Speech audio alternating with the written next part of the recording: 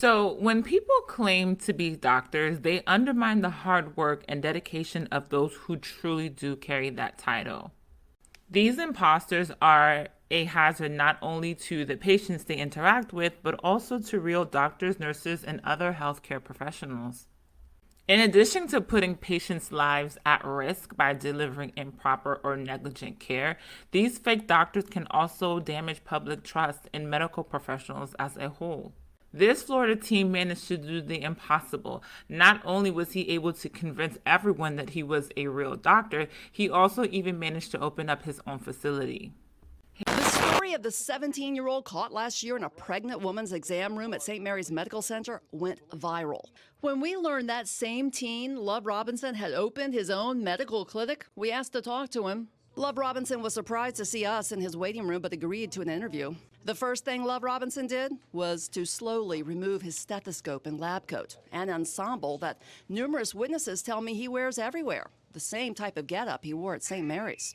And he wasn't surprised that we had questions. You've got a lot of sites online, all claiming that you're a doctor. Well, no, they don't claim medical doctor, as I am aware of. If you could stop recording, please, I would like. Back in January of 2015, Malachi Love-Robinson, at the age of 17, was arrested and escorted out of St. Mary's Medical Center in West Palm Beach, Florida. Malachi claimed to have worked as an anesthesiologist for many years and also stated that he was only shadowing physicians at the time of his arrest. Dr. Sebastian Kent, an OBGYN at St. Mary's, said that Malachi Robinson introduced himself as the anesthesiologist and wanted it on every OBGYN appointment, although they are two different medical fields. Why would an anesthesiologist want to sit in on every single OBGYN appointment? It doesn't make sense. Dr. Kent told the news, "I've been in practice for 36 years. This is the first time something like this has happened." Now, according to Dr. Kent, he said that Robinson's could, quote, he could schmooze his way around and tell you any story that you wanted to hear. He tried to ingratiate himself with me, so I would take him around, and after a while, it started to not make sense to me, end quote. Robinson was discovered in the OBGYN office when he was apprehended.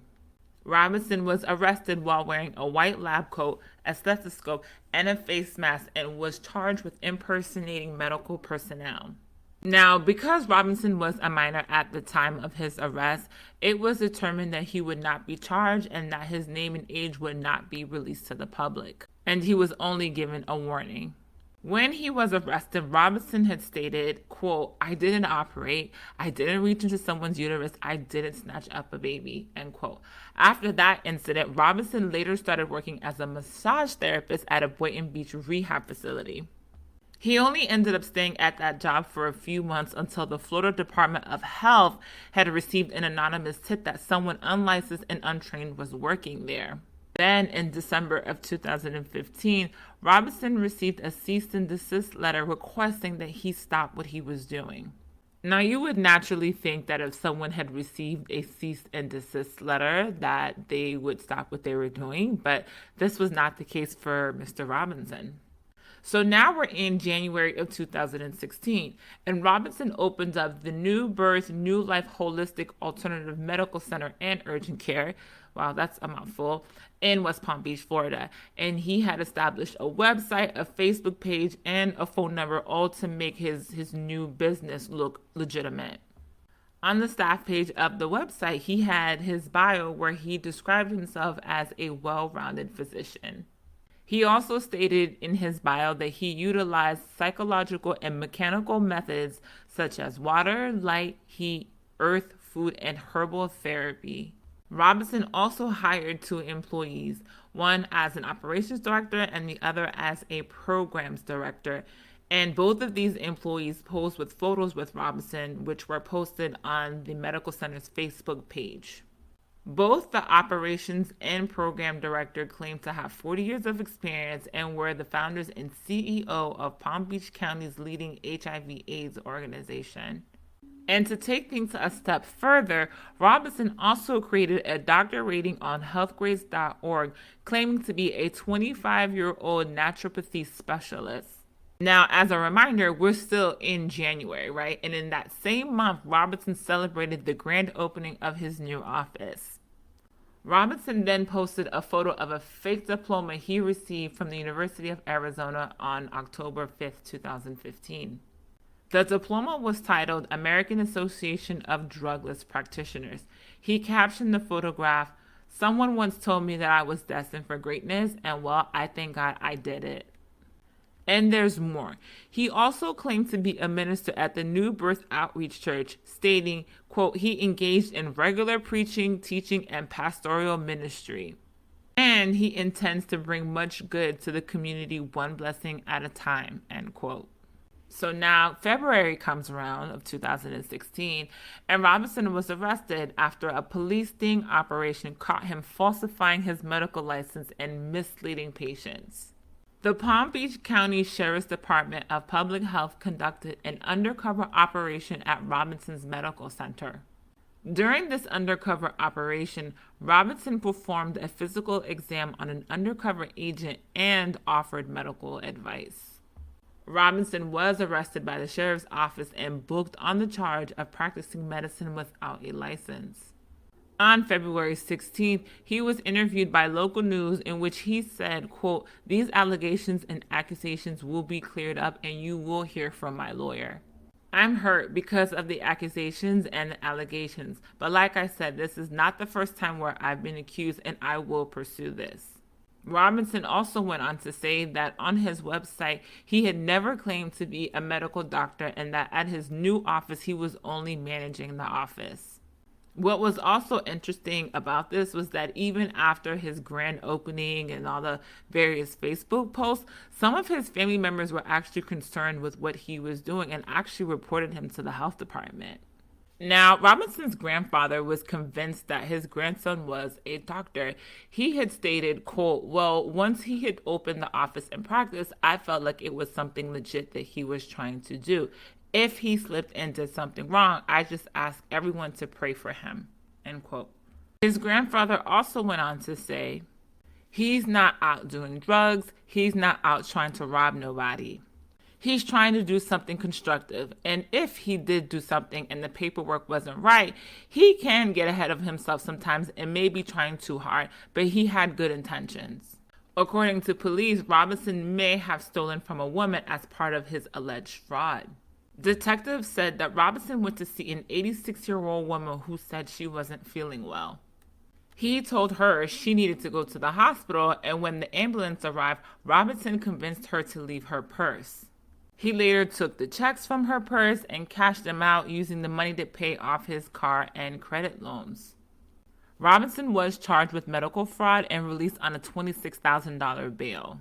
So now, as a recap, all of this had happened in Florida, right? And so now we go to Virginia, where in Stratford County, he was charged with using his 73-year-old grandmother's personal information to purchase a $35,000 Jaguar. He pleaded guilty to one count of false statements to obtain credit and a forgery type charge, and where he was sentenced to 1 year in prison and was returned to Florida to face charges of practicing medicine without a license.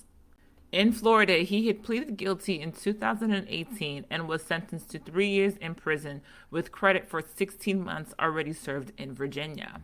So after only 20 months in a Florida prison, he was released in September of 2019. And Robinson's run-ins with the law continued. In 2021, he was charged with grand theft and fraud.